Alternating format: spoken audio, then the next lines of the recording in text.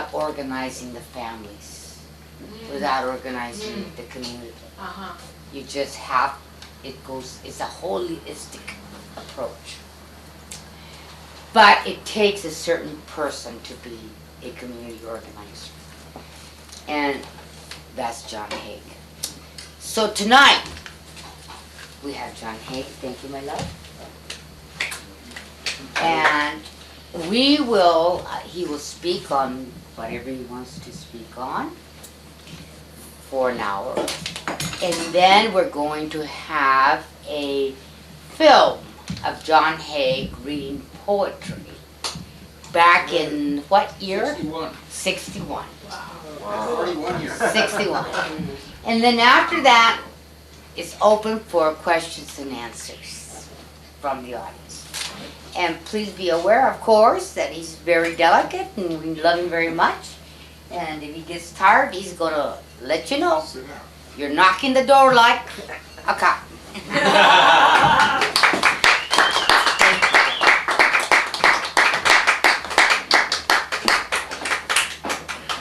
I was immensely pleased to get a mailing from the Venice Peace and Freedom Party about a month or 6 weeks ago.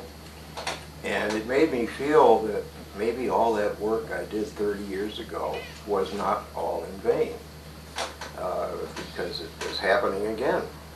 And hopefully we'll talk about that later. When Yolanda was bringing Bea and me over here, it happened in the conversation that I mentioned that, well, in the original registration drive, if somebody registered in Santa Cruz, that was where the party began, in Santa Cruz. They would swear that that was it. Or Cotati, they registered in Cotati, well then Cotati was where the party started, and so on. Well, it can't all be true. And what I'd like to talk about is how the party started.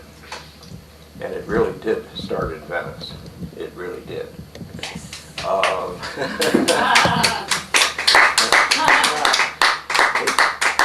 It shouldn't be a surprise because a whole lot of things have started in Venice. And at any rate,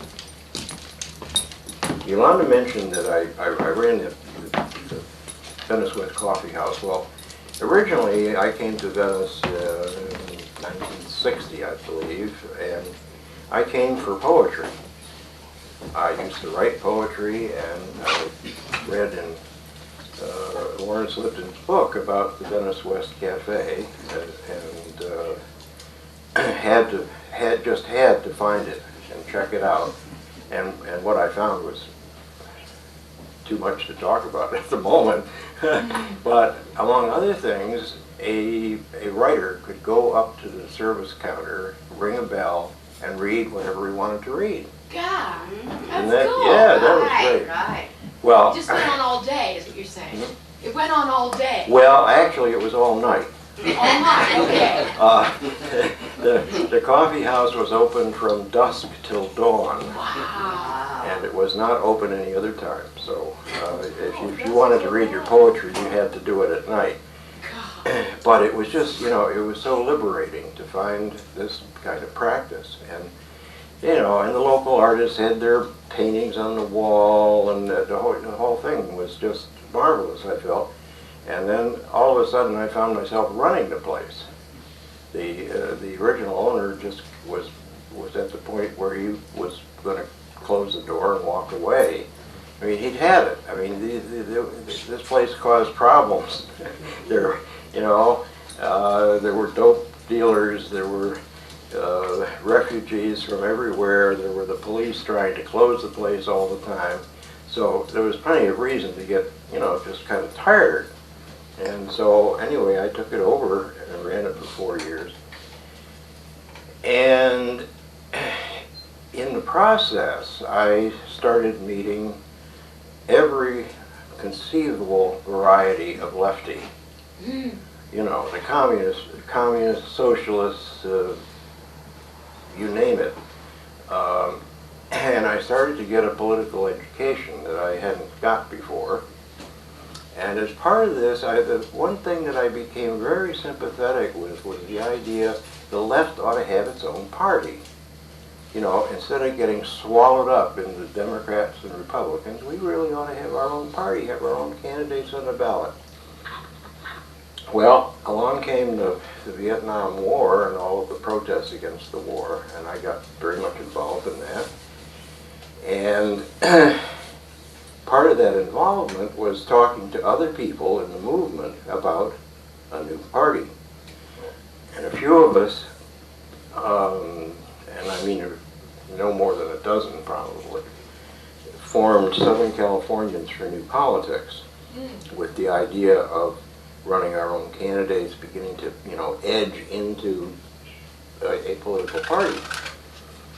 Well, we ran a slate of candidates for the Los Angeles Board of Education, and in terms of votes, it was a disaster. But in terms of experience and in terms of picking up people on our mailing list, it was beneficial. Well, along about it was 1967, and I don't remember. No, it may have been 66 or 67. There was an anti-war demonstration in San Francisco with 70,000 people.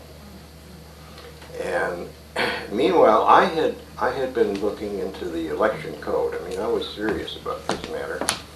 And I checked out the elections code and discovered that it wasn't easy. We could get a petition signed with 680,000 registered voters to get on the ballot. God, that's a lot. Well, I later discovered that almost all states have these difficult requirements in order to prevent new parties from getting on the ballot, right? The election codes are written by Democrats and Republicans, so why shouldn't they set themselves up, you know? Well, at any rate, there was an alternate method, and that was to register 68,000 people in the new party, not a petition, but a registration in the party. And I figured that that was the way to go. That it was not just the smaller figure. It was not just the smaller figure. It was the fact that they were joining up, right? They would become members of the new party, and they could be induced to do things, to forward the party. Well, when I saw that demonstration in San Francisco, and with 70,000 people, you know, horizon to horizon, I thought, hey, if we could sign up all those people, we'd be on the ballot. Well, of course, I knew we couldn't do that, right? We didn't have time. We weren't set up for it. There was no way to do it. But I knew that there were 70,000, and if there were 70,000 in San Francisco, then there were a lot more throughout the state. That's right. That might register. I mean, you can't guarantee it. If you start a new party and you don't even have a platform, you can't explain in detail what the party is all about. You're going to get a certain amount of resistance because it's an unknown thing. But at any rate, meanwhile, you know, back at the ranch, there's this Southern Californians for New Politics, and in early 1967, we sent out a mailer to our mailing list asking people whether they would be in favor of a new party. Now, at that point, it had already become fairly evident that both the Democratic candidate for president and the Republican candidate for president were going to be in favor of the war. There was not going to be an anti-war candidate for president, right? So one thing that a new party could do is run an anti-war candidate for president. So we sent out this mailer asking people if that sounded like a good idea. We got about 400 replies, which is, it's not great. But the overwhelming majority of the replies said, yeah, go to it. So on that basis, we went to it. We had, like I said, it was only about a dozen activists in this group, and not every one of them was as enthused as I was. But we did. We sneaked 3 people through the voter registrar's office and got them qualified to be deputy registrars. Now that's another thing that has changed very much in the meantime. At that time, you had to go to a deputy registrar, and that registrar, filled out all of your pertinent information, and that's how you registered. No such thing as postcards or something like that. You had to go to one of those registrars. Well, they were all Democrats or Republicans. They were not all very cooperative. They felt themselves as functionaries of the Democrats or Republicans, and they had no interest in getting a new party started, and they had every interest in hanging things up if they could, and they did. So, as soon as, and the first registrations were taken on June 23rd, 1967. And the first thing that we did when we got those registrations back to the office was we started getting phone numbers and calling people. Will you please be a voter registrar? And we would explain the situation that we don't have our own registrars yet. We need our own registrars to make sure that we get the registrations, that the registrations are actually turned into the registrar's office, etc. And the response was very good. The response was very good to that. However, very shortly we discovered that the Registrar of Voters was not prepared to supply us with classes for deputy registrars. A few slipped through, see, before anyone realized that something was happening. And then all of a sudden, no, we don't have any classes scheduled, and we're not sure just when we can get around to it, and it didn't look like we would ever get around to it, actually. So we rounded up about 50 people, quite a few of them very black, and we went and occupied the office of the Registrar of Voters, and again put forth our insistence that we had to have our own registrars for the obvious reason that the other registrars were not serving us properly.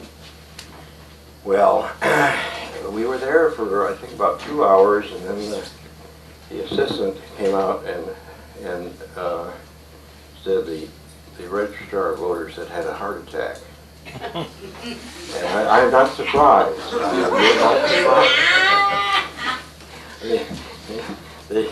The office of the Registrar of Voters is not a place where you would imagine to have a sit-in or some kind of, whatever. It was more like a stand-in, but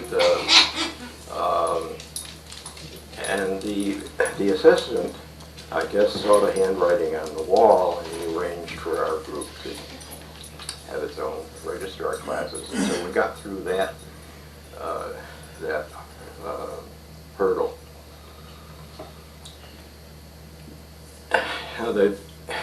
We had other obstacles along the line. There were new politics groups more or less throughout the state. That is, there was one in San Diego, but the strongest ones were in the Bay Area. And we had hoped, in fact, we had assumed that we would all be in this together. But that assumption was not warranted. So we had to have meeting after meeting with these people in the north, in Berkeley and Oakland and San Francisco. to persuade them that there ought to be a peace and freedom party. And at the point where we felt we were about to win the argument, we had 6 months to get 68,000 signatures, and that's a lot of signatures in a short time. Well, registrations, right? Now, if we were circulating a petition, we probably could have got 68,000 without much trouble. But we had to persuade people to join a new party, to identify with a party whose outlines were rather vague. Peace and freedom. Well, what do you mean by that? Well, we're not sure.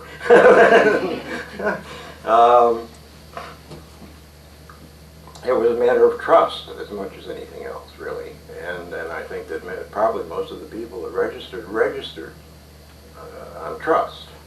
Either somebody came to them that they knew and trusted, and so they registered, or peace and freedom sounded like a good idea, or what have you.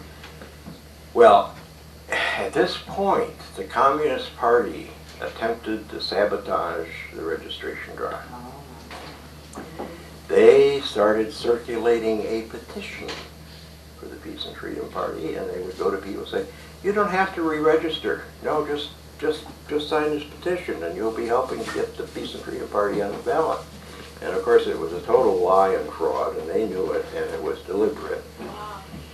And I think it deserves a certain amount of explanation, because their ideological reason was that this was going to be too far out. This was going to be too far left to mobilize the people, the masses, etc. Well, and it wasn't going to work anyway. But if it wasn't going to work anyway, why get so agitated? Why go to the trouble of circulating something that's going to sabotage it and make sure it doesn't happen? Well, so the real reason why they did it was because they had an enormous investment in the Democratic Party. Oh, yeah. The California Democratic Clubs, which were the grassroots, groups to mobilize for elections and so on.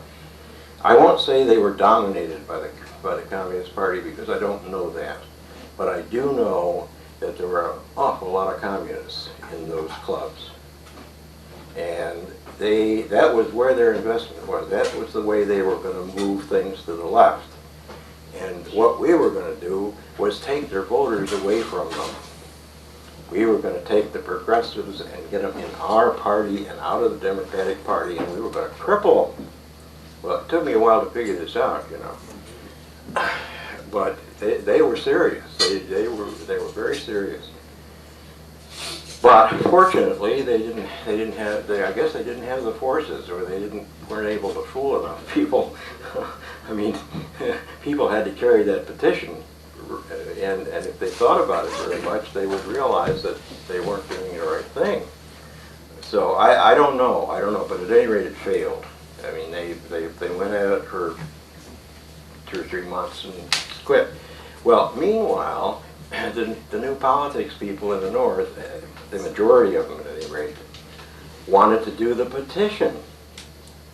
And here we are, we're, talking to people that we think are relatively sophisticated and know something maybe about organizing and all that, and we're just up against a stone wall until the petition idea failed, and then they got into the registration drive with a lot of motivation and verve, I have to say. Once they got into it very strongly. But that was another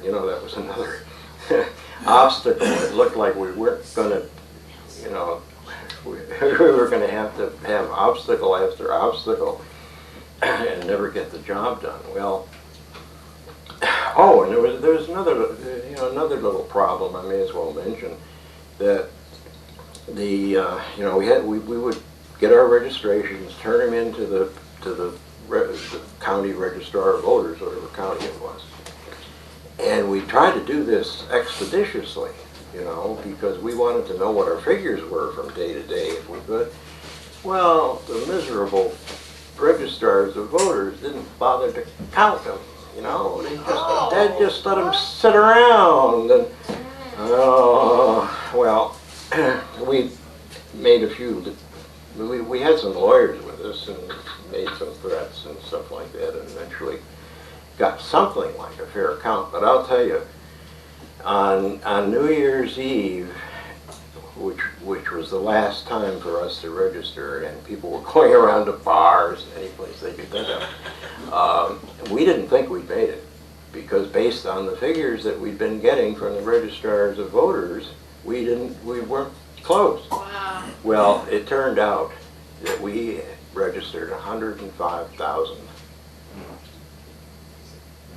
You know, way over what we needed, but they made us sweat every step of the way, every step of the way. Part of it, now there's some people who feel that part of the reason that we got on was, and maybe a small part, because the American Independent Party started its campaign somewhere along the line. I can't tell you when they started. They also got on the ballot with 105,000, and some people felt, well, if the Wallace people are going to get on the ballot, then we better get the Peace and Freedom Party on the ballot. But I don't think that was, I think we would have made it without that particular motivation being involved.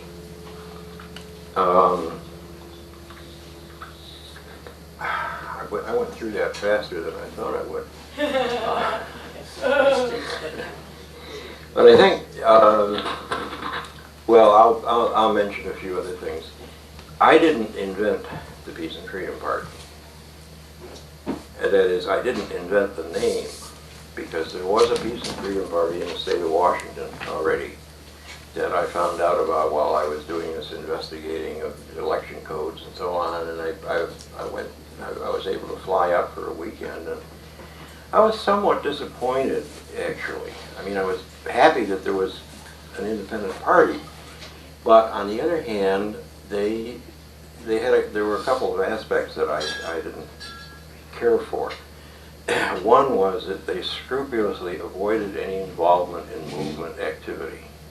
Right? They were strictly for the ballot, only for the ballot. They ran candidates. They didn't have demonstrations. They wouldn't have had a stand-in the registrar of voters office. And the other thing was that occasionally they endorsed Democrats. And well, wait a minute now. That doesn't sound to me like an independent party. But I mean, I was happy that there was such a thing, but I was kind of disappointed. I mean, to me, it was not a model. But what I did do was I was one of the people that advocated that name. We had a meeting with the Northern California New Party people before we got our first registration, and oh boy, because the purpose was to decide what name to use. And you know, there were about 20 nominations, and anything from New Democrat to Radical something or other, and Peace and Freedom finally won out. But my feeling was, and again, it was just the idea was we were going to get on the ballot, and then we were going to make all the other decisions. Right? We're going to get on the ballot, and then everybody could get together and decide on a platform and policy and all that. And that had some appeal, I must admit. I mean, there were some people that couldn't quite follow that, but it also, I think, for a lot of people, it had a real appeal, because they realized that by joining this party, they were still going to have some kind of say in what the party was all about. But personally, I felt that we should not be separate from the movement, that we should be part of the movement, but the electoral arm of the movement, that we should not be divorced from the movement, and I think most of the activists at that time felt that way, and illustrated by the fact that we had demonstrations for Huey Newton and a number of other things. And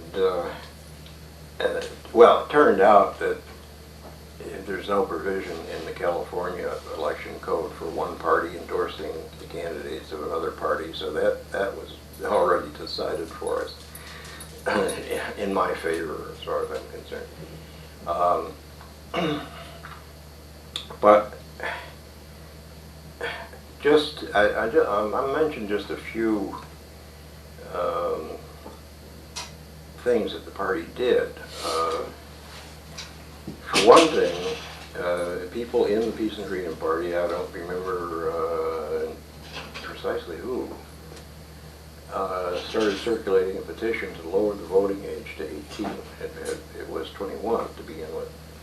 And by golly, what do you know? The legislature passed a new law lowering the voting age. They didn't even want to confront our petition, you know. Wow, I wonder why it was so easily passed. It wasn't that easily done. Well, yeah. It only took about 10 or 15 minutes. Yeah, really. No, there had been agitation for this for a long time. But the petition, I think the petition was the first sort of serious effort Yeah, it to was. to actually get the.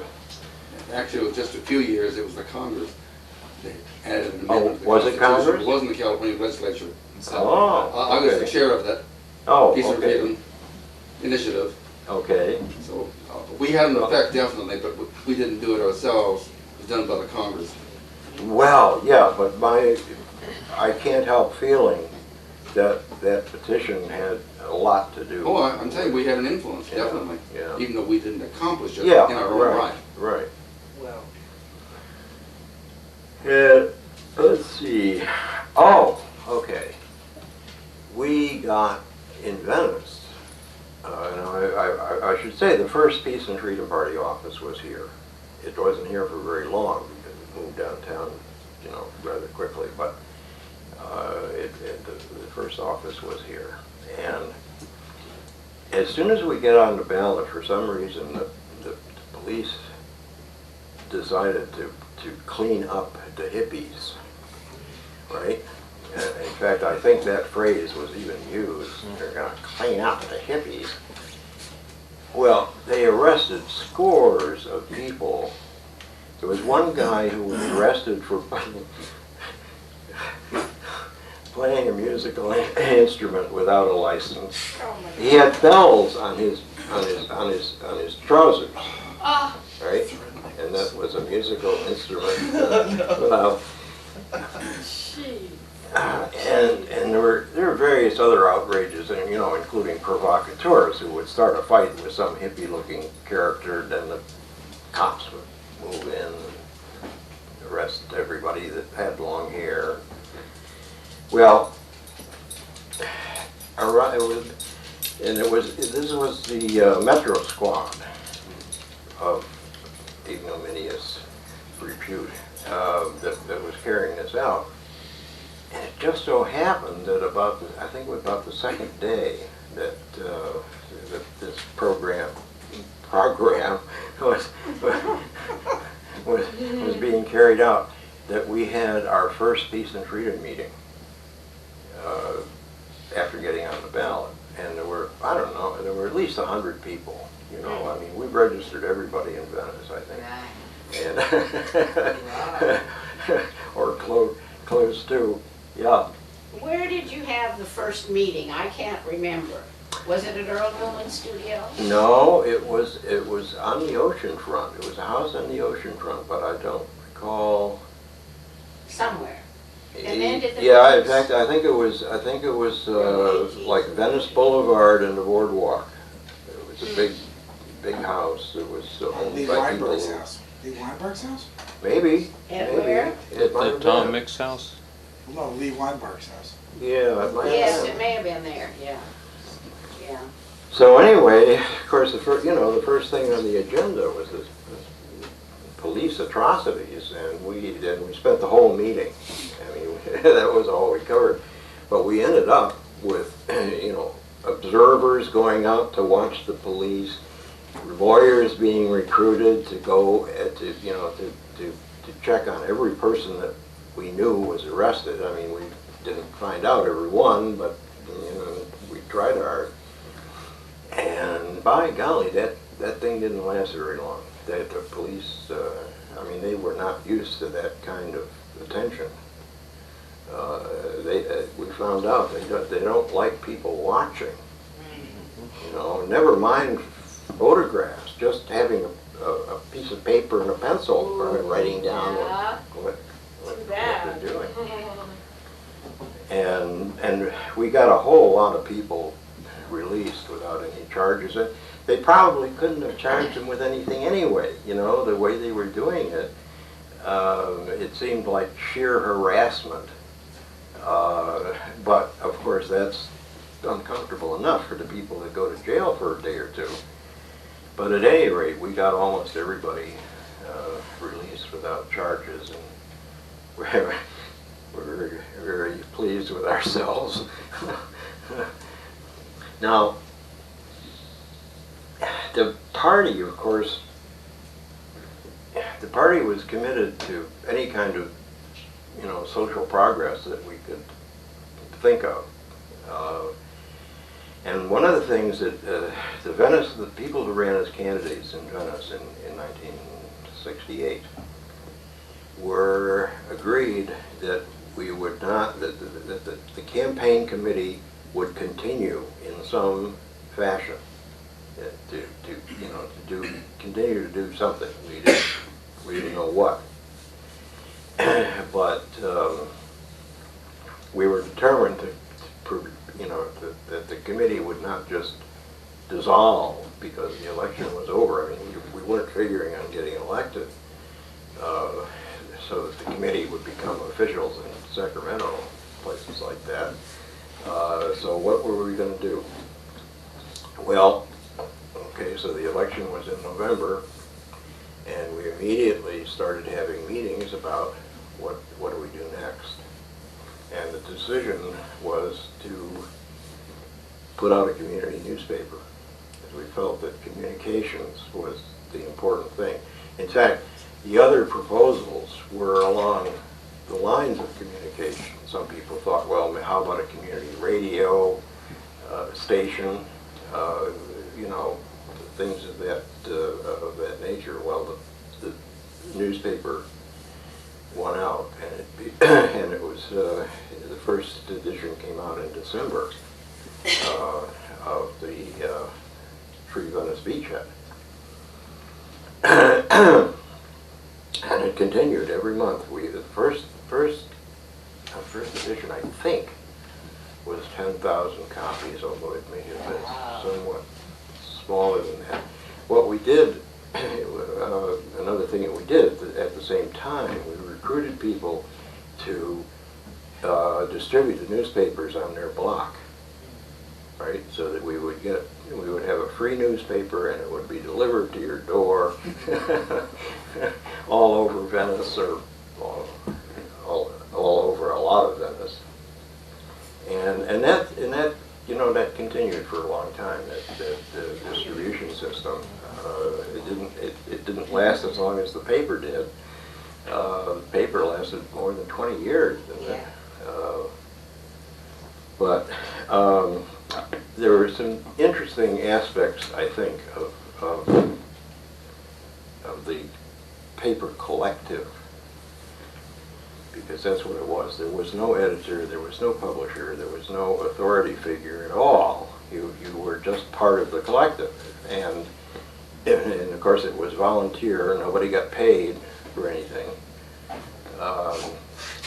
and the personnel on the collective changed from time to time, and sometimes fairly rapidly. But somehow there were always people to come in and put the paper out. I think it was some kind of a miracle myself that could keep it going for over 20 years, and without an authority figure, right? Nobody Nobody was telling anybody what to do. The group capitulated to an extent. They finally decided after, I don't know, 2-3 years that they would have a coordinator for each issue, but it would be a one-issue thing. It would be a coordinator for, huh? The coordinator was purposely very weak, most of each Yeah. Well, Howard had been- because the other people were strong. Yeah.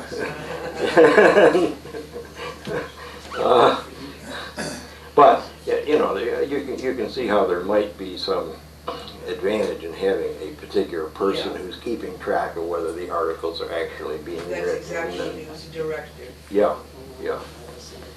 But that was the extent of it. The coordinator did not have editorial power. It wasn't intended to. But I think this structure is, I think, very interesting. That you showing that you can have a productive activity over a long period of time, and it's volunteer and it's non-hierarchical. At least I think there are some lessons there. And I think I will probably. Could we ask some questions? Yeah, that's what I was going to suggest. Okay, if you don't mind, I want to inject a personal note here, because I'm trying to remember myself what happened in my life. In the summer, I think it must have been 1996, I went to a conference for Southern Californians for New Politics at USC. Is that correct, or am I? It was East LA, I think it was, wasn't it? Was it East LA? East Los I thought Angeles it was It USC. doesn't- All right, well, whatever it Grants were was, involved in and that. then I went to that, that meeting, and everybody took names and addresses and so on. And then I was just new to Venice. I had just moved there, and I was, actually not even in Venice yet. I was on the peninsula, and I was on Driftwood. And the people across the street from me apparently had been at that same meeting, and so they set up their house for meetings of Southern California, SNCP, whatever it was. And I met Bob Wells there, and another couple who were, I can't remember their names now, but they were in Peace and Freedom for many, many years. And I remember being at that meeting, and then the next thing I know, the Peace and Freedom Party had started, and I was part of it, and I don't remember what happened from there, and I don't remember where. The Earl Newman Studios was the first place I can remember that there was any meetings, and then we were meeting someplace else, and I remember doing petition drives at Lucky Market. Now, is any of this relevant to What's your name? Be Free? And But it wasn't 1996, it was 1969. It's 66. 66. Yeah, it was 66. You said 90. Yeah. Did I? Oh, no, It's a little 66. confusing. Oh, I'm sorry, no, 1966 was when I first moved here, and I knew it was the first summer that so is that somewhat how it, Well, the Peace and Freedom Party definitely evolved out of Southern Californians for New Politics, in that the people who first registered other people on June 23rd had all been involved in Southern Californians for New Politics. so there were meetings of Southern Californians for New Politics, and then somehow or another it moved over into Peace and Freedom. Well, I think it didn't take very long for all of the new party, the New Politics people to become Peace and Freedom. Well, were you in the Southern Californians for New Politics? Yeah. Okay. I want to say one other thing. Sometime Carol Fondiller here should be asked to talk about her career writing for the Beachhead. If Carol ever put all her stuff together, it would be an incredible volume Yeah. It'd be an of work. incredible tower of crap. But it's our crap. Like my room. Carol was Collier Brothers. Carol wrote for so many issues of the Beachhead and so much profound stuff that I can hardly believe it and remember it. And That's because you read it in an altered state of consciousness. It's true. Yeah. We did alter our consciousness a bit in during those days. Yes, yes. I mean, after all, it was the 60s, not the 90s. And I have one other thing. Now, We hung out with Earl. yeah. You snipped those papers. Were the Communist Party people that you were speaking of, were those Trotskyists or were those? Oh, no, they thought I Okay, was there a was a Trotskyist. regular. No, I was an extremist of some sort, so that meant I must be a Trotskyist. No, Oh, no, these were the Stalinists. These, okay, these, okay. yeah. Because all I remember was Ed, who was our major Trotskyist. Our one and only that I know of. John, Yeah, I wanted to throw in a couple of things. I think it's important to mention the Century City anti-war demonstration. That was a crucial beginning point for peace and freedom, information and organizing. Just wanted to mention that. That was in June, wasn't it, of 1967. right. And there were Right. thousands of us there. I think most of us know the history of it, but it's an important thing to mention that in the early stages of peace and freedom activity. That was the very beginning. Yes, that's what I'm saying. That was a key event Yeah. for the whole community and for peace and freedom. I couldn't, I was trying to remember the name of the park where we had to rally. And You mean Century City? No, public. no, Oh, I'm sorry. no, Which because In Century City? I'm not talking about the Century City Oh, Westminster, demonstration. are you talking about Westminster? I believe that the rally had been planned in advance of the demonstration, and so some people. Oh, well, yeah, that was down at the park just south of Pico Boulevard. Rancho Park. Yeah, that's Rancho it. Park. That's it. But That's Muhammad Ali was there. That's right. And all the rest of us were there. That's And we right. marched up the street to Century City Right. for the denouement, so to speak. Yeah, for the police riot. Oh boy, that was something. But yeah, the fact that the police chased people away, I think, was another reason why people joined Peace and Freedom. I mean, everybody was so outraged by the time of the rally that they wanted to do something. I don't know if you know, John, but the Peace and Freedom Party held a 30th anniversary rally at Century City Oh, in no. 1997. Oh, really? 1997, yeah. No, I didn't know that. June of 97, Ah. Whoever's left of it. Yeah, one of the things that's always interested me, and I think one of the reasons that I joined Peace and Freedom, registered Peace and Freedom, was not so much the anti-war thing, although I was definitely anti-war, but the fact that it addressed itself, and this is what I really miss, it addressed itself to local issues. Most of the movement, quote unquote, lefty parties or whatever, they were all, oh yeah, anti-war, we won't oppress anybody, but hey, the only place where a woman is from, you know.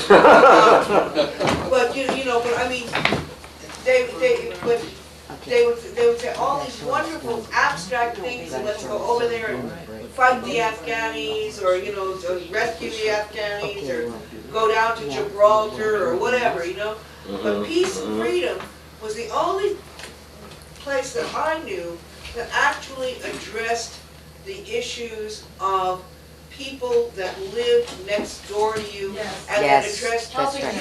Helping them. and not only, I mean, and the way they did it, but the way they did it was not in giving them lectures or anything like this. I mean, they talked about, you wanted to talk about environment.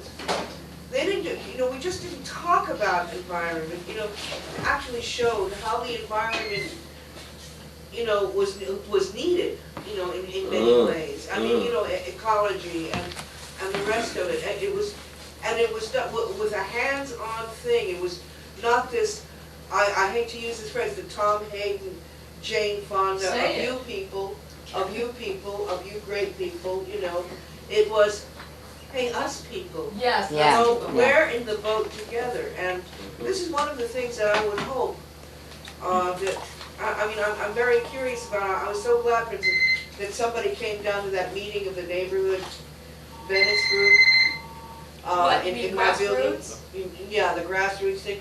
I am so glad your that somebody, building? yeah, that somebody from Peace and Freedom came to that, so that they got a taste of what our neighborhood has turned into. I'm sorry. Blah. Start. But that's what I have, you know, I think that if you're gonna Break it talk up. about this, I would like to hear more about the involvement with the community and what happened there, because I think, for instance, we can talk about Mr. Steve Clare, and I think, you know, you certainly came out, I mean, I think you should give a little Right. credit to P&F, just a tad, Yeah. but, you know. But before that happens, should give credit to a you. short word from our sponsor. What? A short word from our sponsor, and we'll be right back with more of John Haag. Oh, okay. The Peace and Freedom Party has reprinted the history of the Peace and Freedom Party that John wrote and appeared in the April 1978 Beachhead, which is very interesting. You should all read it. And on the front of it, there was a graphic that went with it. I think this was the same issue. Beautiful. That's got some seagulls Yeah. flying, and it says, "Find your way back." So I especially wanted to say something to people who got distracted somewhere. Yolanda's going to circulate a registration form. Now we need 86,000. Right, Not too many more, and we have about 75,000 right now. right. So if you would just pass that around, set up the right way. Okay. And also, to let you know what we're doing now, there's the freeway that they're trying to push again, and we're fighting that. We have every Sunday marches on the beach. Peace is our first name, after all. And we've done 17 in a row now. And there's several Peace and Freedom candidates running for the Grassroots Venice Neighborhood Council that are going to have elections pretty soon. And that's going to be like something like the town council, though it's much more structured. And we're running in coalition with some other progressive candidates. So there's a lot of things that are going on right now. It's the same struggle as it was before. But if Lee's ready, we can show this film. It's about 5 minutes. And then we'll get back to live action right after the film. Yeah. I lived in Venice from 1960 to 1965, right on the beach on Park Avenue, right on the boardwalk, off the beach. And those were the early days of the hippies, I guess, just following the beatnik, where Venice was the center of everything. And the center of Venice, to me, and I guess a lot of other people, was the Venice West Coffee House. Yay! God, I wish I could go there. Is it still Close your there? eyes. Well, the building is there. It's an art gallery. Yeah. Art gallery? Sponto's Gallery now. It was like the Vesuvio of Venice, right? Interrupted?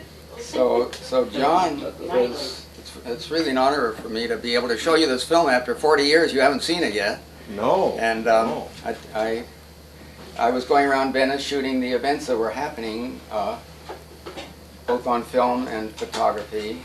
And in fact, I made 2 short films, one on Ron Boise, who I sort of called the first hippie, a sculptor, and then another on Taki. And I shot this sequence in the Venice West Coffee Shop to go into the Taki film, but the film never got finished, so nobody's ever seen this except you people now. And I did marry Taki, however.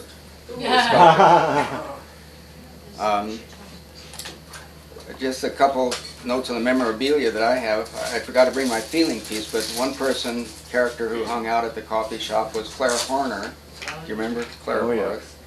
Who was also a sort of poet. He wrote many books. This is one that I still have, Please Don't Sit on the Leftovers. I thought it was Please Don't Sit on the Daisies, but I guess that's another book. And if you read it now, 40, 50 years later, it's amazing. He's talking about the very same problems that society is still involved in. Wow. That we're all involved with. And he says in 2 lines, just pithy little sayings that are really clever and to the point, amazing. He was earning his living, as we all have to do some way, by selling what he called feeling pieces. They're little pieces of sculpture that you hung around your neck, and whenever you felt nervous or something, you could feel them. And he put out this full-page explanation of what good they're going to do you. And I show him selling these in the film. And then I have a little magazine called The Mendicant here, which published poetry. And there's one of John's poems in here that's very short. Would you like to read it? The Centurion? Oh, the Centurion's complaint, I guess. The complaint, yeah. It's a very...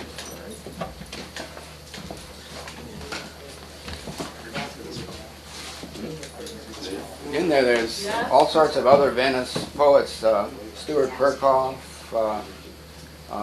Maurice Lacy. There's a whole list on the back, but these were Bruce Boyd, really top poets of the time, and Locke went on to become famous. Fay Irving became a well-known screenwriter. I wrote this at a time when I would have said I was not political, but I suspect that I was maybe political for a longer time than I thought. So I wrote this about 1957 or 58. Anyway, it's called Centurion's Complaint. I tell you, Rome ain't what it used to be. The town's got fat. The boys don't want to fight, or want to fight for spoils. They've got in sight some manor house or mansion by the sea. We don't know what we fight for anymore. Time was the farmers fought for their own farms. Now it's noble slaves we keep down by arms. And lucky if we eat outside the core. We've planted the wide world with Roman graves and still plow on.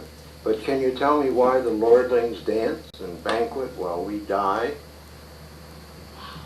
The Jewish cult that claims even the slaves have souls is gaining ground. And no surprise, you push a guy too far and he gets wise. Wow! Wow! A poem which I have on tape, but it's not synced up, so I didn't bring it. I thought it might be more fun to talk over it. But anyway, you'll see John 41 years ago. Camels. And there's John. Camels, pell-mell. Oh my God. Who's that? Who's that? John Haag? Never What a know. hunk! He's reading a Turn it poem. out! Do we have sound? No, not here. Oh, what a hunk of a man! Wow, cute! I want that. That's Anna beside him. Oh, in the back. Oh my God, Anna. She hasn't changed at all. And When was the last time Anna was John, You were oh adorable. my She's God. been Still around. I are think she went adorable. back to My Ohio. God. You're Is she back in town? I saw her a couple weeks ago. Anna, hey? Where? Here? Down on Windward. That's Maurice Lacy, who was not only black, but he was an albino black. Ah. And that's Claire Horner, who's going over to sell a feeling piece to Taki, I believe, who's sitting with her back to us there. She had just come out of Lexington, having kicked heroin cold turkey. Those are his feeling pieces. And he's giving his little spiel.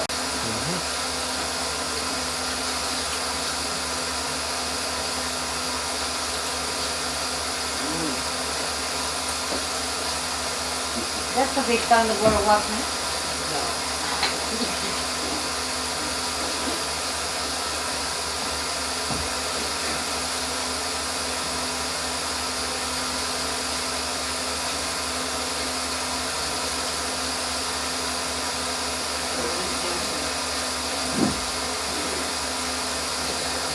Was it ceramic?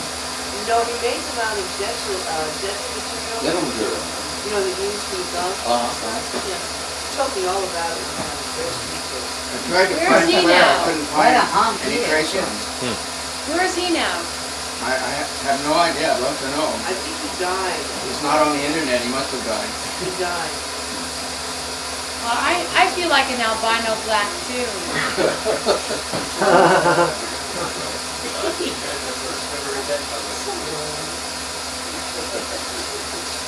He was not albino, the other guy was albino. One on the right.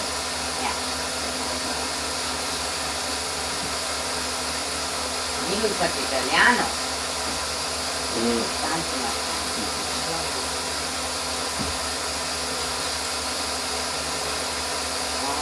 So we're at, what's the name of the establishment again? Venice West? Venice West Coffee House. Venice West It's Cafe. Sponto's Oh, gallery it's where now. Spontos is now? Yes, Oh my yes, God! that's it. That was Because it. you know, there's a big Peace and Freedom Party meeting at Spontos after the big 16th, where the hardcore Peace and Freedomers are going to plan You remember that? after the It's big right off political of, discussion the night walk before. north of Right on Right. Dudley. a road.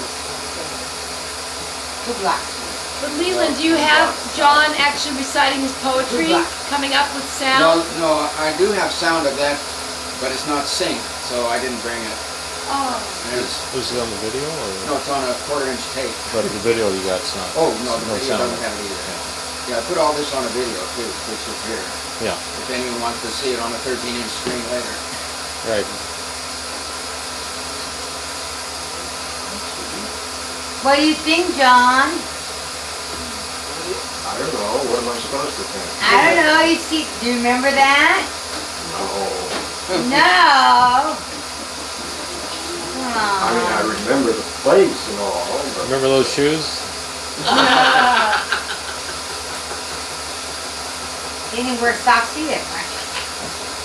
Oh, I'm so glad you brought actual poetry that John wrote, because by any chance, is there any more poetry tonight that we can hear John? I didn't Read? bring no, any, but I brought one poem. Oh, good. I really am now. I'm very hungry for some more. Look at John! Daddy, I'll take that. Wow! Wow! Daddy, daddy, daddy. Easy, girl. Let's put it back in harness.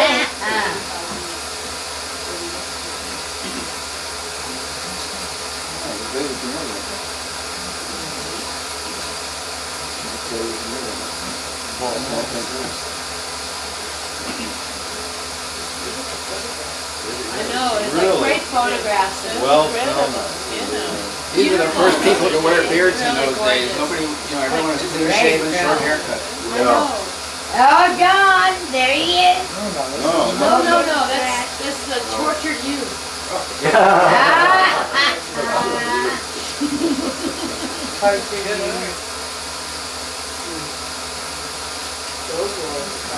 Graduate of Harvard University. Getting over it.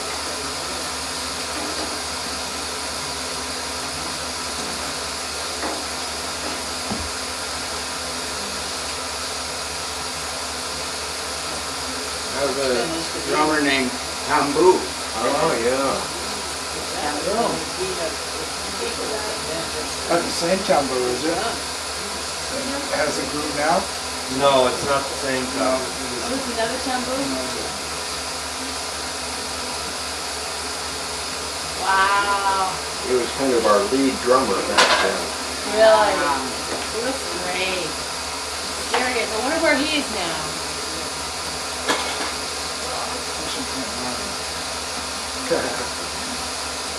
I look at the Venice faces now, you know, the precious faces of the Venice, you know, real hippie, and I realize how valuable they are to our community.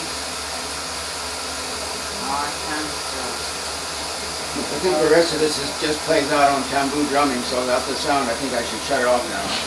Thank you. As you can tell from that first poem, when I said I was apolitical, well, not really.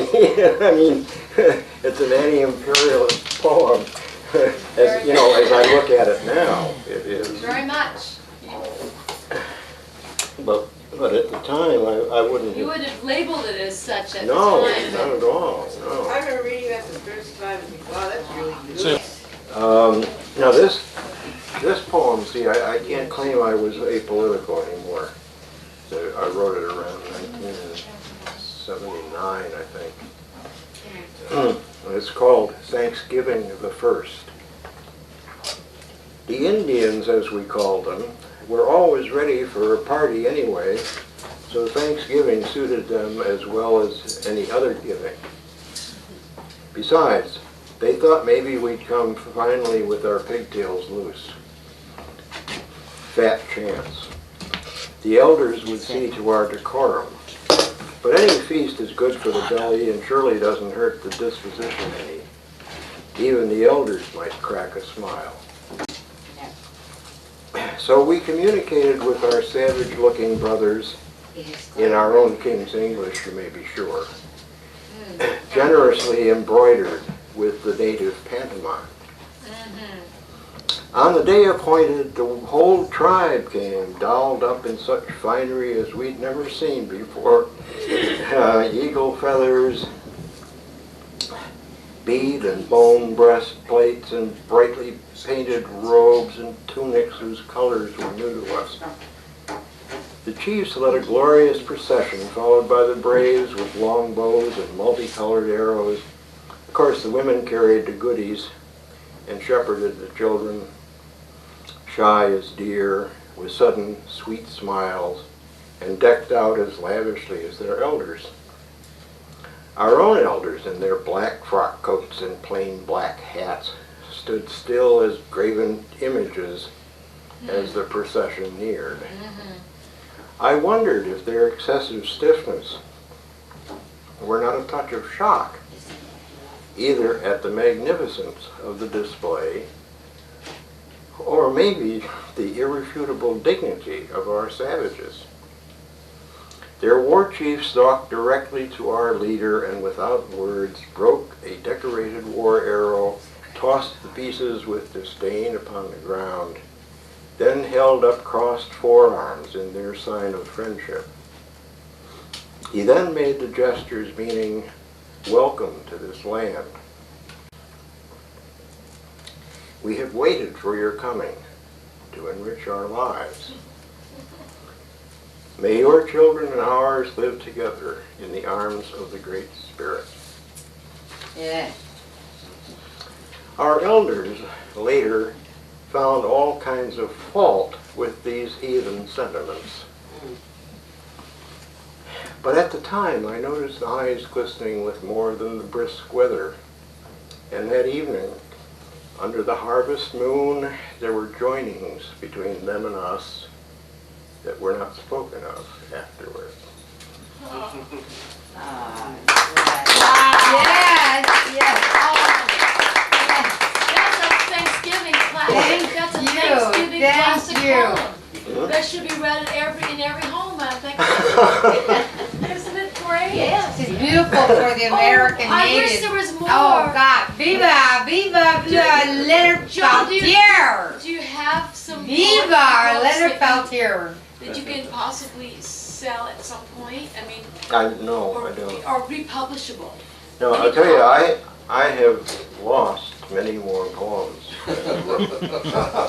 I don't know why, you know. I mean, some you'd think a poet would hang on to his poems, you know, closer to the heart than anything else.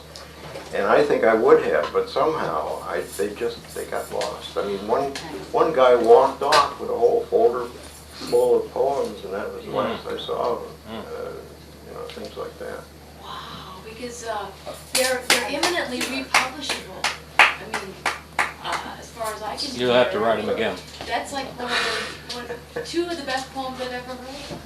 The two poems you read tonight.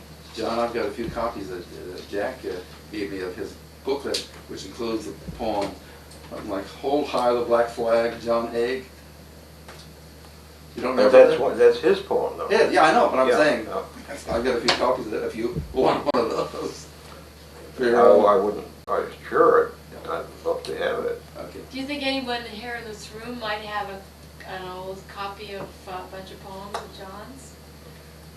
I just had the one he read on here. Yeah. Something I- about starry sky. I have a few, but they're not even, you know, it's such a small number compared to the number that I ever wrote, that, you know, it's Were any published in discouraging. the Free Venice Beachhead? John, Oh, yeah. I would like to Yes. ask you, So they're in there. be there. So my question to you is that you know we are fighting tooth and nail to get back on the ballot. Some of us. Some of us, not all of us. And that it is a socialist party, a party for the working class, a party that speaks is the voice for poor people.